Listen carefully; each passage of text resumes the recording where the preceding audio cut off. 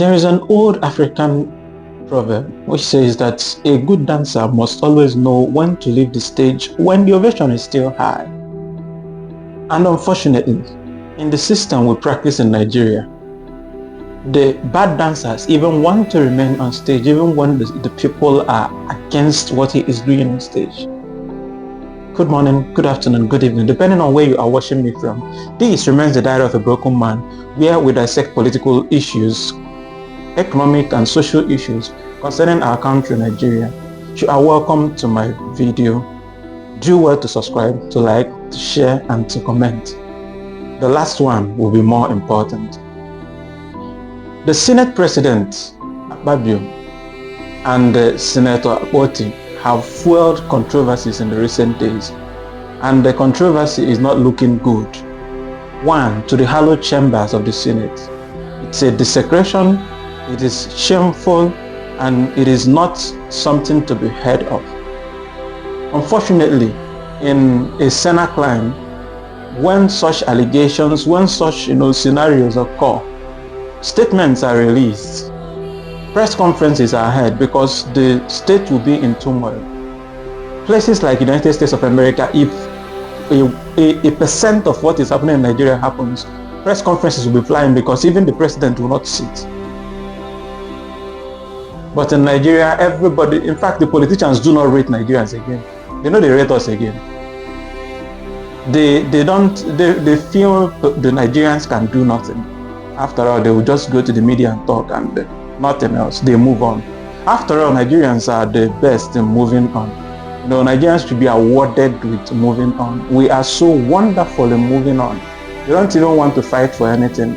Just find the food you eat for the day and then move on. After all, we are the best in moving on. So let's talk about our Senate President, Akpabio.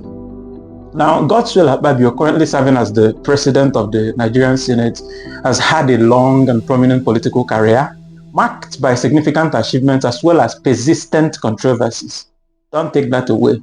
While he is credited for transformative projects during his tenure as the governor of Akwa Ibom State between 2007 and 2015, and then he's held so many other roles, including the Minister for Niger Delta Affairs between 2019 and 2022. His career has been shadowed by allegations and criticisms that have fueled perceptions of negative antecedents. So let's talk about him. Okay.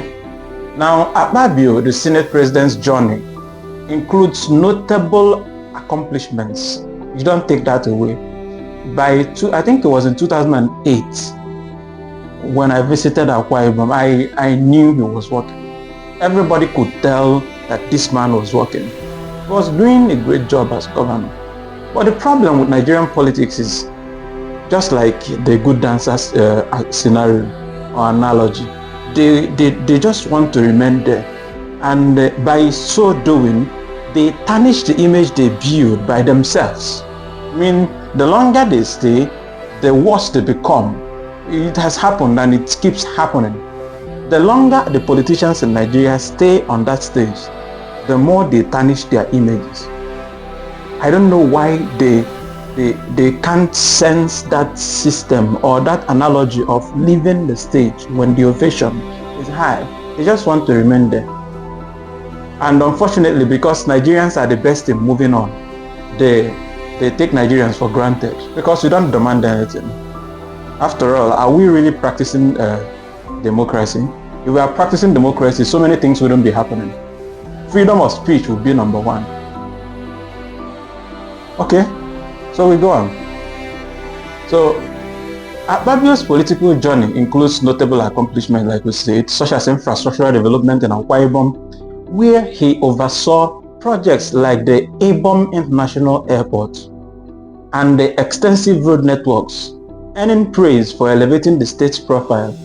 However, these achievements have often been overshadowed by accusations of corruption, mismanagement, and controversial behaviors, such as the one we are seeing now. You remember when in Port Harcourt, the one we call Port Harcourt slap, and the same scenario is playing again, and some women shamelessly are defending this. I don't know, but sometimes it seems as if our brains need to be checked again, because what we call priorities in Nigeria baffle me.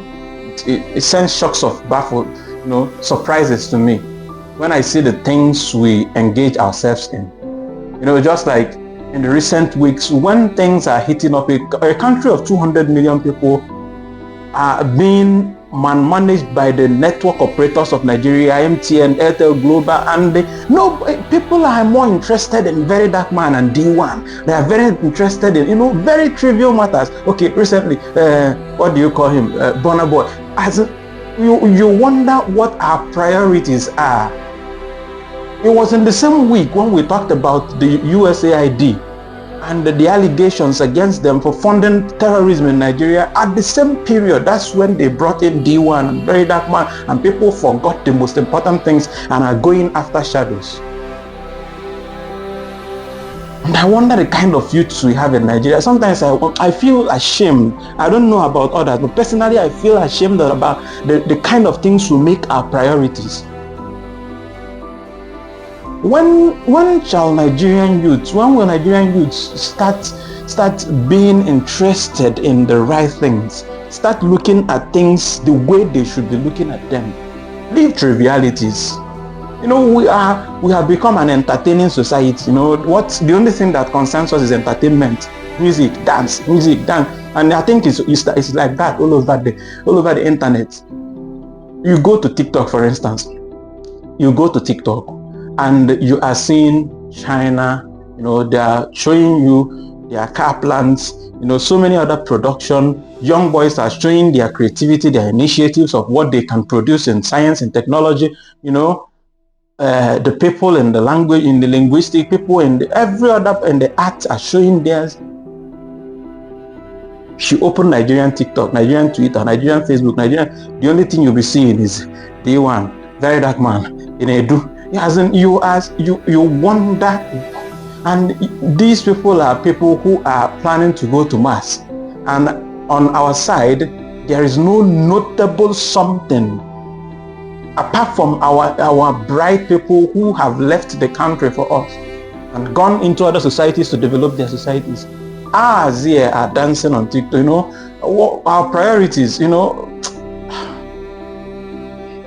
pardon me, but this is the scenario. It pains me to see a society, developing society like Nigeria, where everybody should, myself included, I don't count myself out, where all of us should be, thinking about the next thing to create. Next thing to create. This is time for generational creation. What to do to make our nation better. What to do to get it right. How to demand our rights. Now, electoral reforms should be the thing boiling Nigerian youths now, but they are not saying anything. It's as if the 2023 general election was the best election ever had. When are we going to start demanding what is right? What is, when are we going to set our scale of preference, set it well as a nation, especially as the younger generation? Because these older ones have nothing for us. You can see who they are celebrating. They are celebrating IBB, a dictator. This is who they gathered. All the billionaires Nigeria had, the highest and mighty, the creme la creme of Nigeria gathered to celebrate a dictator who should be in jail for what he did on annulling an election in a democratic society. This is the person they gathered to celebrate. And now look at the kind of scenario we are having. A whole Senate president is accused of a very serious issue of sexual harassment, and even some women had the audacity to come and the effrontery to come and to question her, instead of seeking for evidence. Is this true? This is a question you should be asking. Is this true? Then even the wife is, But let's go forward.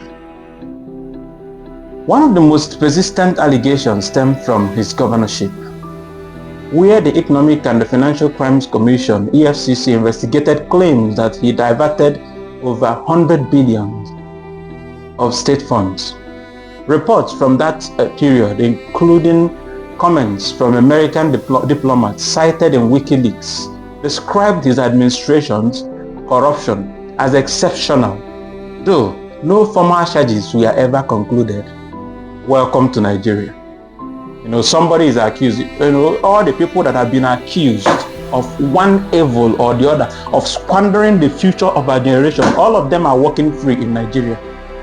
The EFCC is more interested in one young boy, one Yahoo boy collecting $50, $100, not supporting what he's doing. But should that be the priority? Yes, they should be arrested, they should be prosecuted, but should that be the main priority? Why was the EFCC constituted as the first instance? Why was it constituted? Was it for the Yahoo boys, or what do they call them? Young boys who Nigeria failed because they couldn't give them jobs, couldn't offer opportunities to them. The last time before I left Nigeria, I think 2023 or 2022, I saw one of the people I was looking up to when I was growing up driving keke with all his know-how, all his first positions, and all his intelligence, driving keke for survival. So we have become a society where people are surviving, not thriving, and nobody is doing anything. If you stand up, we pull you down. The pull you down mentality, that's what we are doing. The things we should be demanding, all of us are quiet about it. Nobody is saying anything, nobody is doing anything. And then the people set out to get accountability are more interested in young boys, 15, 16, 17 years old, and placing them on the internet so that the whole world will see how evil the young boys and young girls are. And you leave the main job you are given. It's as if you are fearing the politicians. You don't want to attack them. Probably, allegedly, you may have been given some money. Shut up with money, because nothing is out of the picture in Nigeria. We've seen it before, and we continue to see it. So yours may not be different.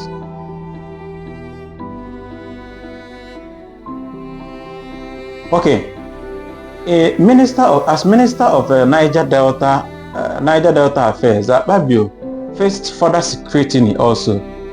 Back in 2020, remember, he was summoned by the House of Representatives over the alleged misappropriation of 40 billion tied to the Niger Delta Development Commission, NDDC.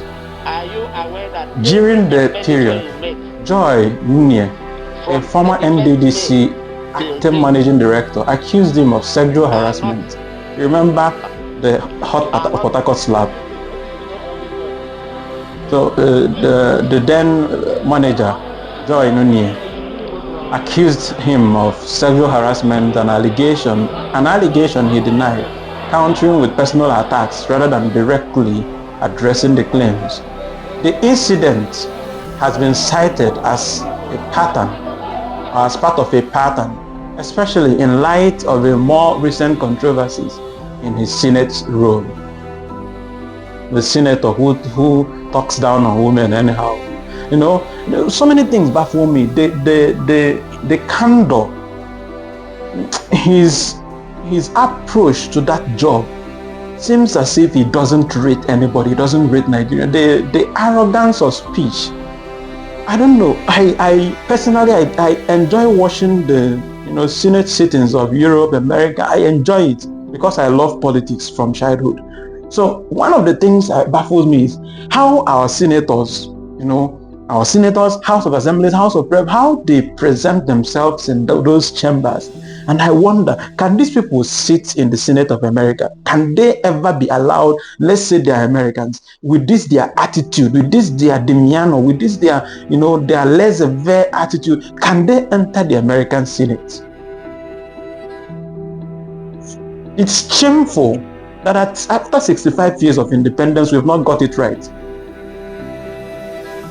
We've not got it right. When Plato said that philosopher kings should be rulers, he didn't mince words. You should be philosopher kings, not anyhow person on the road. Becomes, once you have money, you buy ticket, and there should be a higher level of scrutiny before you get into the Senate, because you are representing a whole set of people, a whole community of people of how many million? And you stand there, some of them don't even know what they are doing. They can't even present the issues they have well. Sometimes I even question our people how we vote. It's as if anybody that pays higher, we vote him. When he goes there, he steals, or anything he does there concerns him. Nigeria, we need to wake up. We need to wake up. We need to wake up. The incident has been cited as part of a pattern, especially in the light of the recent controversies in the Senate role. Now, since he became Senate President in 2023, Akpabio's tenure has been marked by additional criticism. His public statements have sparked outrage, such as in 2024, when people were talking about protests about hunger in the land, a whole country of 200 and something million people. Some people could not buy food, and the people were protesting for hunger, and a whole Senate President of the country told the citizens, after he had told them that the senator, that's a prayer, money will be transferred to them, and when the microphone, he said prayer, such prayers that cannot reach the citizens.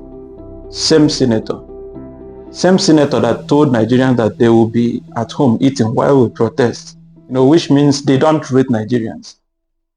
I wonder when Nigerians will start questioning things, will start questioning their leaders, will start questioning these people that play with the future of our generation. When you travel to Asia, America, and Europe, you look at the children and you look at our own. You ask yourself, what is our hope? The average young boy in Nigeria, 18 years, is still a baby. A baby in the sense that he doesn't even know his left from his right properly, because the society is designed to keep him down. If you want to go into IT, who will support you? Which school? How many schools has complete computer set? How many schools? I love what Sir Anya is doing, going around exposing the dilapidation of our school system. I love it. And then thanks to Shady 042, Shady Tweets, who made it a duty sometime to expose the dirtiness of our school, to see where our children attend schools. Probably the senators, the politicians, their children are in Europe, America, Asia, studying the best courses. When they come back, they fix them into the government again. Welcome to Nigeria. It's painful, but we need to talk about it. So Akpabio's defenders, including political allies like the President Bola Ahmed Tinubu, highlighted his leadership qualities and loyalty, citing his role in stabilizing Akwa Ibom and his legislative experiences. However, detractors ranging from civil society groups like the Niger Delta Women's League, which in 2023 demanded his resignation over alleged corruption, to ordinary Nigerians on platforms like X, argued that his record is tainted by impunity and opportunism. His 2018 defection from PDP to APC, followed by a ministerial appointment, has also been framed as a political flip-flopping rather than principled leadership. In summary, Akpabio's negative antecedents center on allegations of corruption, with investigations into billions of naira unaccounted for, accusations of sexual harassment recurring across decades, and a public persona criticized for insensitivity and misogyny. While he retains significant influence and support within Nigeria's political elite, these issues continue to define much of his discourse around his legacy as of March 2nd, 2025. The lack of conclusive legal outcomes in many cases leave room for debate, but the persistence of those scenarios and narratives underscore a polarizing figure in Nigerian politics. And until Nigeria does something, until Nigeria stops bringing people of questionable characters into their political terrain, we can never get it right. Tell me what you think about this ongoing saga, how you think Nigeria can get it better in the comment section. Remember to subscribe, to like, to share, to comment. and I'll see you on the next one. Cheers.